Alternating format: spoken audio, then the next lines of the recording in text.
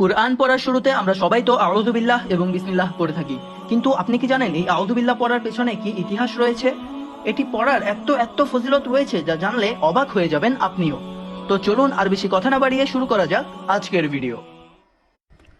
আমরা সবাই জানি আউযু বিল্লাহ শব্দটি আরবি, যার অর্থ হচ্ছে আমি আল্লাহর কাছে আশ্রয় চাই। আর যদি আউযু বিল্লাহি মিনাশ শাইতানির রাজিম এই পুরো বাক্যের অর্থ করতে যাই, তবে এর অর্থ দাঁড়ায় আমি বিতাড়িত শয়তান হতে আল্লাহর কাছে আশ্রয় চাই। তো চলুন এখন এই আউযু বিল্লাহ পাঠের অনন্ত ফজিলত সমূহের মাঝে 5টি ফজিলত সম্পর্কে জেনে নেওয়া যাক। নাম্বার 1, মনে যখন কোনো রকম খারাপ বাসনা উকি দেয়। কুরআনুল কারিমে সূরা আরাফ এর 200 নম্বর আয়াতে কারিমায় আল্লাহ তাআলা বলেন, শয়তানের কুমন্ত্রণা যদি তোমাকে প্ররোচিত করে তবে তুমি আল্লাহর আশ্রয় প্রার্থনা করো, নিশ্চয় তিনি সর্বশ্রোতা ও সর্বজ্ঞ।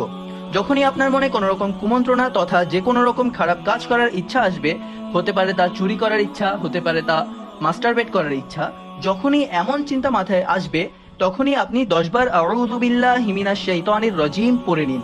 ইনশাআল্লাহ আপনি সেইবারের মতো সেই খারাপ কাজটি করা থেকে বেঁচে যাবেন।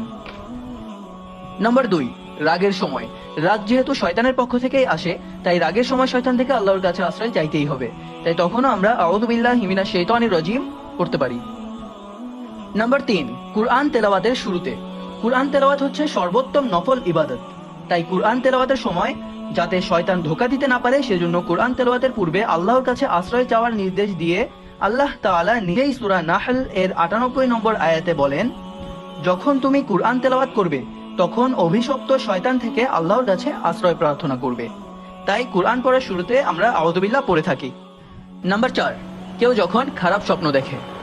হযরত জাবের রাদিয়াল্লাহু তাআলা আনহু হতে বর্ণিত, তিনি বলেন যে রাসূলুল্লাহ সাল্লাল্লাহু আলাইহি ওয়াসাল্লাম ইরশাদ করেন, কেউ যখন খারাপ স্বপ্ন দেখে যা সে পছন্দ করে না, তবে নিশ্চয়ই সেই স্বপ্ন শয়তানের পক্ষ থেকেই আসে। অতএব সে যেন 3 বার আউযু বিল্লাহি মিনাশ শাইতানির রাজিম পড়ে এবং তার বাম দিকে 3 বার থুতু দেয়। নাম্বার 5, নামাজের মধ্যে শয়তান ওয়াসওয়াসা দিলে। হাদিস শরীফে আছে, হযরত ওসমান বিন আবুল আস রাদিয়াল্লাহু তাআলা আনহু একদা রাসূলুল্লাহ সাল্লাল্লাহু আলাইহি ওয়াসাল্লামকে বললেন, ইয়া রাসূলুল্লাহ সাল্লাল্লাহু আলাইহি ওয়াসাল্লাম, আমি যখন নামাজে দাঁড়াই আমার মাথার মধ্যে বিভিন্ন রকম চিন্তা ঘুরতে থাকে, ফলে আমি কিরাতের মধ্যে এলোমেলো করে ফেলি। তখন রাসূলুল্লাহ সাল্লাল্লাহু আলাইহি ওয়াসাল্লাম বললেন, যখন তোমার এমন হবে তখন তুমি 3 বার আউযু বিল্লাহ পড়বে এবং তোমার বাম দিকে থুতু দিবে। এভাবে করলে দেখবে তোমার আর এই সমস্যা হবে না।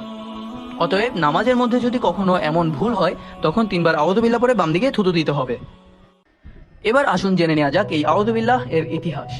রাসূলুল্লাহ সাল্লাল্লাহু আলাইহি ওয়াসাল্লাম যখন হেরা পর্বতে ধ্যানমগ্ন ছিলেন, যখন জিবরাইল আলাইহিস সালাম প্রথমবারের মতো কুরআনের প্রথম 5টি আয়াত নিয়ে রাসূল সাল্লাল্লাহু আলাইহি ওয়াসাল্লামের কাছে এসেছিলেন, তখন জিবরাইল আমিন বলেছিলেন, ইয়া রাসূলুল্লাহ আপনি পাঠ করুন।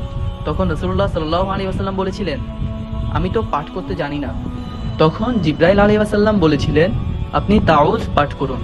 তখন রাসূলুল্লাহ সাল্লাল্লাহু আলাইহি ওয়াসাল্লাম বললেন, আউযু বিল্লাহি মিনাশ শাইতানির রাজিম। আর সেইবারই প্রথমবার আউযু বিল্লাহ পাঠ করা হয়েছিল। এই 5টি ফজিলতের মধ্যে সবচেয়ে গুরুত্বপূর্ণ এবং কার্যকর ফজিলত কোনটি মনে হয়েছে সেটি লিখে জানাবেন, এবং আপনি যদি মুসলিম হয়ে থাকেন অবশ্যই একবার আমিন লিখে দিবেন এবং ভিডিওটি একটি শেয়ার দিয়ে অপর মুসলিম ভাইদেরও এই তথ্যগুলো জানার সুযোগ করে দিবেন।